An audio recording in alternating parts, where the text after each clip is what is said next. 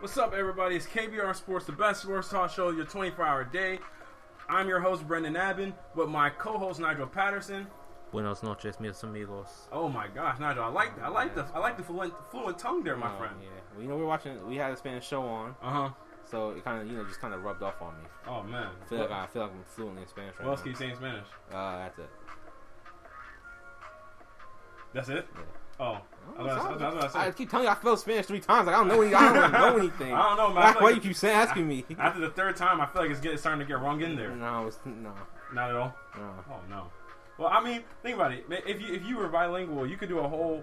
I could speak in Spanish. Yeah. Exactly. You could do a whole Spanish translation of this show for the viewing audience. But you know what did you take in high school, in college, or in high school? Latin. Why? Why? Why didn't you take Spanish or French or something? I honestly don't know. Do you remember anything from Latin? Caecilius, the name of a guy that died. That's literally, I think, the one thing I remember. Salve. That's how you say hi. Salvete is how you say hi to multiple people. Wale is how you say bye to people. Is that how you actually say it? Like wale? Yeah. Okay. Walete is how you say bye to multiple people. Other than that, it's really leaving me. But think about it. Latin is the root word to our current English the root language to our current English language. So to a degree, me taking Latin helped me be able to comprehend the English language that we currently speak right now. So in the end, sure, but I mean, you don't use Latin like that. But it helped me speak English better. Does it? I feel like so. I feel so like it does, because if you understand the root of most words, then you would most likely be able to articulate yourself. I feel like Latin is mainly used now for medical terms. I believe Latin is mostly used now for medical terms. Mm-hmm. It's like the root, like pretty much you can just jam take the root of whatever you have a problem with, and then match with another root, and it's pretty much like the word for whatever disease you have. Orthoscopic surgery? That's not surgery. It's not a disease, Brendan. Cancer? I'm sure it's a Latin root for AIDS? something. No, but it's not. The word isn't AIDS. It's three different words. It's literally 4 letters. No, it's not. Brendan, do you think HIV stands for HIV? HIV? Yeah. No, what does HIV stand for? I don't know what it stands for. I don't know. You have a computer, Brendan. Look it up. What do you mean? I mean, you really thought AIDS meant AIDS? AIDS, yeah, AIDS. I'm not 100% confident, but I'm about 95% sure it's an acronym for something. I mean, I AIDS, bro. I mean, what else would it? AIDS, bro. I feel like I've heard this somewhere before. Airborne intestinal virus. Wow, if that's really what it is, that would be so tight. Listen to for what? Wait, airborne? No. Yeah, fix yourself on that one. Okay. Arthroscopic intestinal. Brendan, what are you trying to say? What are you trying to say? A disease.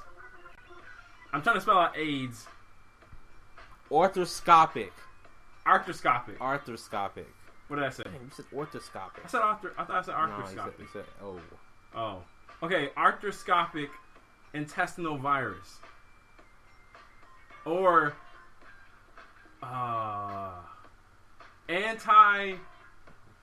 internal literally no. vesicular. Literally no. What is it? Acquired immune deficiency. Oh, come on. Yo, I just realized what I was doing. I was putting everything with a V instead of a D. Wow. Yeah, that's what I was like. That's what I thought. That's why I said fix yourself. Oh, wow. Anyway, before you make yourself sound even more dumb than you just did, wow. How about you go ahead and talk about what we're going to talk about today? Okay. Wow. That's crazy. Okay, y'all. Yeah, I mean, a little bit. All right, y'all. Make sure you follow and subscribe to the KBR Sports Podcast. We got going on Rabble TV, Spreaker, YouTube, iTunes, SoundCloud. And yeah, that's all those different networks. And also make sure you follow us on Twitter at KBR_sports, where the live links and show topics are tweeted prior to every single show. Also, don't forget to call in at 571-991-0566 if you have an opinion you want to share with us while we're streaming live, and also if you want to pitch your own opinions and topics while we're streaming live as well, remember the number is 571-991-0566. And don't forget to comment, like, and share the KBR Sports Podcast as well. Don't be selfish. Share with your friends because everybody needs to get their daily dose of KBR Sports. So, a little bit of a topic rundown of what we're going to talk about today. We're going to touch on Lavar Ball and his comments about the female ref and just Lavar Ball's, how much of a hit did he take to his reputation with his comments about the female ref. Then also we'll get into some NFL action where we're talking about Colin Kaepernick and the likelihood that he'll play another down in the NFL. Then we'll also touch on the NFL running backs and just how valuable are NFL running backs in this current age of football. And then we'll also touch on Tracy McGrady's comments about the Hall of Fame and NBA championships. Does he have a point or is he entirely wrong? We'll get into that a little bit later on in the show. But let's kick things off with talking about Lavar Ball and how he made news waves this past weekend with how he handled himself at one of his son's AAU tournaments where a female ref gave Lavar Ball a tech. And Lavar went on to threaten to remove his team from a game like he did in a prior contest. And after threatening to remove his team from play, Adidas replaced the female ref was replaced at halftime. Then in the next game that the team was supposed to play, Adidas replaced the female ref, so she wasn't reffing the game.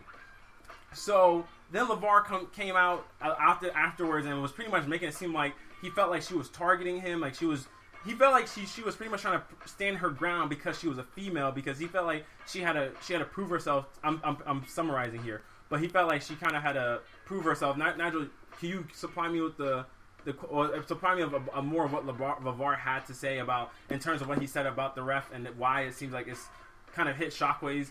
In particular, what he said about the stay in your lane thing.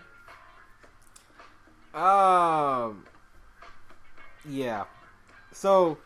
And also how it ties in with what happened with Christine Leahy on the Herd. No, hold on, I'll start right there. Christine Leahy, I would say, let me ask you a question. Because before it was stay in your lane, and people took that and ran with it. Give everybody the background, because some people don't know what's going on. Okay, so Christine Leahy is on Colin Cowherd's show. The Herd. Yeah. I know my stuff. And then, so he wasn't even looking at her. He wasn't acknowledging her or anything like that. And she asked why. He said, because you need to stay in your lane. Or he said, you watch the show. You should be the one telling me. I mean, he pretty much said that. She asked him a question. Talking to you. She asked him a question about how much his shoes were selling for. How many shoes he sold. And he said, I'm not talking to you. He just put her off. And he said, that's when he essentially told her to stay in your lane. And he said his reason for how he reacted to her was because of her criticism of him as a father and how he's conducted himself in the public eye. And people ran with that and said, stay in your lane. He thought they took it as a pun joke. No, that was a pun as a joke. They thought he was being misogynistic and saying, you're a woman, you don't know anything about sports. Stay in your lane, stay to your women's stuff, and I'll handle the big man stuff, the big baller stuff, kind of like that. And I'll talk to Colin because he's another man.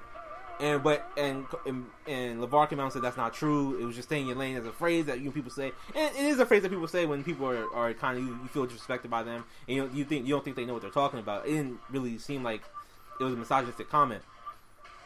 Then he comes out and says, he says you guys are trying to make it a gender thing, and it's not like that. But again, he said the same phrase of you need to stay in your lane, which I mean, it's just kind of like. You hear the comment. I wish I could pull that for you. My computer's running a little slow. No, it's fine.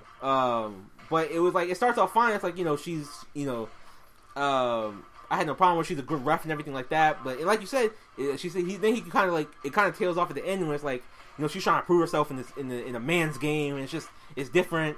It's different from a woman's game. It's just more physical and she's gonna miss stuff. As well. Yeah, it's just like she's a D1 ref. Yeah, that was the thing. It's like she's a qualified ref. Mm-hmm. If anything, she's overqualified for this tournament to watch some high school kids play. Yeah. So it's like saying all that and then saying coming for her as a woman. It's like you can say, "Oh, I'm not talking about her being a woman," but you're literally talking about her being a woman in a man's game. Like, there's no kind of like.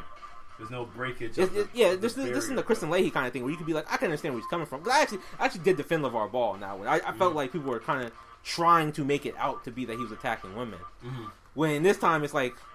yeah, I'm not going to defend it because you seem like you're actually attacking a woman this time. Yeah, this I would definitely say this situation to me, because there are going to still be those that will have steadfast defend Lavar in this instance. And I mean, if you think there's a way you can defend him in this instance, I'd love to hear the case. Somebody call in 571-991-0566 or comment on the podcast so we can get your opinion, because the reason why I feel like this was more indefensible as opposed to the Christine Leahy point, because this ref was just doing her job. Lavar has been known to be very demonstrative and be very flabbergastic during the games when they're playing in the AAU games. He's like up and down the court. He's expressing himself a lot. He's very bombastic, and a lot of times if you're getting into it with the refs over calls they're making, you're going to get a tech at some point. And he is a coach of that team, so he is techable. He can receive techs.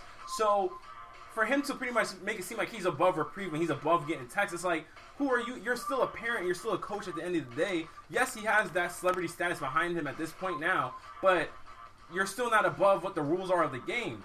If any other coach is acting the same way Lavar is acting, that same coach deserves a tech. Now, I don't know if he's saying that because he is a celebrity that he feels like he's getting targeted more, but I feel like Lavar does have his antics and what he does, that it's like you can't separate the two. You can't in one instance expect not to get tech because you are Lavar Ball, but then expect that you're less like you should be less likely to get tech because you are Lavar Ball.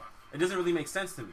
So in those two instances, and then the fact when he goes on to kind of like just say she was trying to prove herself, she was really trying to make a wholehearted stance because of the fact that he feels like she's a woman trying to prove herself in a man's game. She needs to stay in her lane because she's not ready for this.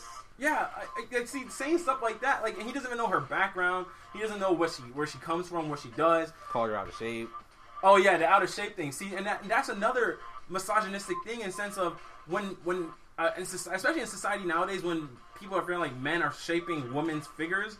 Like a lot of times, what is published in women's magazine, what is put out in women's on Instagram and stuff like that is what men's vision of beautiful is. So it's like for him to go and say those kind of things, it's like, I think that's going too far. You said what? I think that's going too far. But I'm saying that's how it's portrayed though. I mean, how is he going to say she's out of shape? But I mean, I didn't see any issue with her getting up and down the court in that game. Mm-hmm. So I mean, for him to just comment and say she was out of shape, it just seems like that's going to the next degree. Would you say she was out of shape if it was a man ref in the game? Like that, those are those questions you ask. Like, would you say that kind of thing if it was a man? If it was a male, would you tell that? Like, I haven't heard Lavar tell another male to stay in his lane. You know what I'm saying? Like, that's what I was going to ask you. Actually, does this make you go back and look at Christian Leahy a little differently? The Christine Leahy thing, I still will hold my position on that I still think it was more neutral because she had made prior comments about him as a father before that. It's not, you can't just separate that and then just look at how Lavar treated her and be like, oh, that doesn't matter or whatever. Like, in his eyes, he's like, you're being two-faced. Don't come asking me questions when you were talking about me before on another show. So I get where he was coming from more from that aspect, but now when he comes in and says, like, because I think at this point, because he made T-shirts of the stay in your lane thing, so he tried to coin the phrase. Profit off of it. Yeah, he was trying to make a profit of it. So I don't know if that's why he said it again in this instance. Because he's never referenced it to a man yet. And that's the issue I have, because the fact that he's never really referenced it with a man, I'm like, well, I don't know how much leeway I can give you, Lavar, because I don't think you would comment on a man's shape. Like, he hasn't, even in all the instances where Lavar said he could beat Michael Jordan one-on-one, he's always said, I can just beat him because I'm bigger. He never said Jordan is out of shape, Jordan is this and that. The only guy I think he came for like that was Charles Barkley. And they literally had something going on there. But nobody, he didn't come for any other sports broadcasters that have criticized him to that extent, calling them out of shape, saying that, oh, they need to stay in their lane. So, I mean, to a degree, I mean, it's weird for me. I mean, what do you think? Do you think the two are parallels, or? I don't think they're parallels, but I definitely think I would definitely go back and lean more now towards that. I would still say overall in general, it's probably more neutral. I still agree with you on that, but I do think now it's kind of like the stay in your lane phrase. I don't think that's just a kind of, you know what you're talking about kind of phrase. Now I do think it's genuinely just meant for women. I don't think he's going to say to a man, stay in your lane or anything like that. Because, I mean, he's been criticized before on national television. Yeah. He's never said stay in your lane, man, or anything like that. He kind of just, took it and laughed at it and he made some random statement. But, so, we're talking about Lavar, but I want to ask you, does this make you look at Adidas any different? I'm glad you asked me that question. Yes, it does make me look at Adidas differently because, why? I mean, if you're getting to a point, you're kind of acquiescing to the big baller brand. I mean, Melanie Breeskin. You're trying your best. Melanie Breeskin. Respect. Madeline Breeskin. Sorry, Madeline Breeskin said the referee substitute made during our tournament last week are not in line with our company values. It was the wrong decision. We regret the situation and looking into the matter to make sure our standards of sportsmanship, equality, and fair play are met in the future. Yeah, see, I mean, you totally like gave into Lavar. Like you acquiesced. You pitched into what he was doing. Like you made it. It's like when a kid is having a temper tantrum, and then you pick him up. And I'm just saying that's essentially what it was. Like if Lavar is not going off at the helm, like because think about it, he was telling them she got to go, or he wasn't going to keep his team on the court. So it was pretty much him saying, "Oh well, either we're going to forfeit or she's got to go." That's when they resulted in replacing her. So for me, it's like you're giving him what he wants, and you're supposed to be the shoe company that's above Lavar Ball. Mm-hmm. So to me, like when you're that shoe company that's like he's supposed to come to you. He's supposed to be he's supposed to look foolish for trying to start his brand and not just coming to either you, Nike, Under Armour, Reebok. So when you're capitulating to his demands, to me it does kind of make me, question your moral like compass and just your company values as a whole. I mean, just in the case of how much bigger are you than Big Baller Brand if that's the case? I mean, I'm just saying. Come on. What do you think about it? I mean, yeah, my question is why are you capitulating to him? Like, I don't understand. Like, Adidas, so he pulls out your term. So what? He's not even a player. Yeah, so, I mean, I will say LaMelo is the biggest basketball player playing right now. So you pull. Okay, so you don't capitulate to LeVar's demands. He pulls his own team out the tournament. That's him hurting his son. That hurts. Apparently, it hurts Adidas too. No, man. That's the only thing. I don't get how that. To me, then the big grand scheme of things, LaMelo's not going to sit there and be like, "Well, Adidas didn't replace that female ref that gave my dad a tech." He's not following his dad says. I don't know, man. He's not going to waste my time against his dad. I mean, he's 15. He ain't going. Come on, he's 15 years old. He's not going to be like. You're not going to think that heavily about it. I mean, coming down the line when if he wants to sign a deal. But I don't. I mean, I'm not trying to say like LeVar is so demanding or anything like that he won't let his son sign a deal or anything. But I mean, Lonzo didn't sign a deal. Lonzo didn't, but I mean, I don't know. Like, Lonzo also does kind of have a different temperament to me than LaMelo does. LaMelo seems way out there in terms of his temperament more so than Lonzo. Lonzo's more the all right, whatever you say, Pop, and then he just kind of rolls with it. But LaMelo seems like the more out, like how we said that even their play. I feel like their play styles kind of go through their temperament as their person's attitudes. LaMelo's more of the aggressive scorer kind of guy, while Lonzo's the more distributor, facilitator, kind of laid back kind of dude. So I guess he can have such an impact that he could keep his sons from signing at a certain brand. But to me, I'm like, this one instance would be what it is that kept him from signing with your brand. At that point, if a kid can't make his own decision, you don't want that kid anyway. I mean, Frank, think about it. If his dad's gonna make all his decisions, why do you want that player? You gotta think it's part of his decision as well. I mean, a Big Baller Brand, you gotta think when Lonzo becomes a superstar, the Big Baller Brand's gonna take off. Ideally. Ideally, that's the thing. It has yet to prove itself. Lonzo's not a superstar yet. And see, that's the only thing. Like, even if Lonzo becomes a superstar, who's to say people are still going to want to buy $450 shoes, $450 shoes? People will buy shoes. These are people $450 shoes. Come on, you really don't think people will buy shoes? It took MJ a whole Hall of Fame career to get people to want to buy shoes at a freaking $200 resale price. He paved the way for other people now to put out shoes that cost too much money, and people line up and buy them. When Lonzo's MJ, you let me know. When MJ's on Lonzo's level. All right, y'all. We're gonna transition to our next topic. We're gonna talk about the NFL. Are they really $450? And yeah, man, they cost $450. I thought they were like $400. No, I think they're. I'll look it up. Okay, yeah, we'll bring up the price of the shoes on our next segment. But when we come back from the break, we're going to talk about NFL running backs and if they're being undervalued in today's league. Stay tuned, y'all. It's KBR Sports, the best sports talk show your 24-hour-day. Remember, and don't forget that once the live link ends, how much you say? I said $450. $495. $495. Yeah. Sheesh. Even worse. About 500 pairs of the 3 Mile shoes or sandals were ordered in the first week. That's ridiculous. That's ridiculous. You really don't think if Lonzo and LaMelo both show out that people will not line up to buy those shoes. The odds of both brothers being stars? No, not even, I didn't say be stars. LaMelo's getting love right now. He dropped 45 the other day. Okay, here's the thing. We gotta go into this thing. We do. But let me just say this quick point. The fact that Lonzo, they're both big stars. If they're, I think it will take them being both big stars on the NBA level in order for the shoes to really take off like that. Because anytime anybody asks LaVar about how much his shoes have sold, he never answers the question.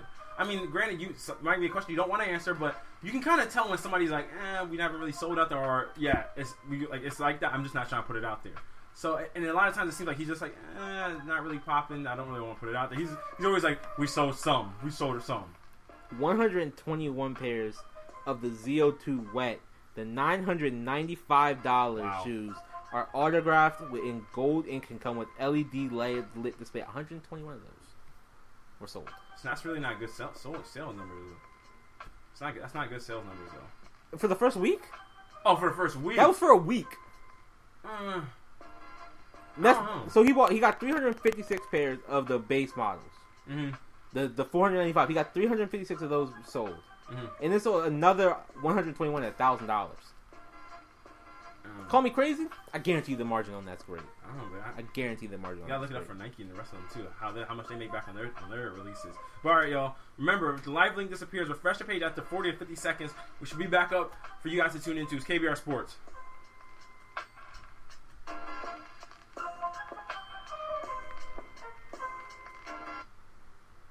You really don't think? What? You really don't think if they show out, the people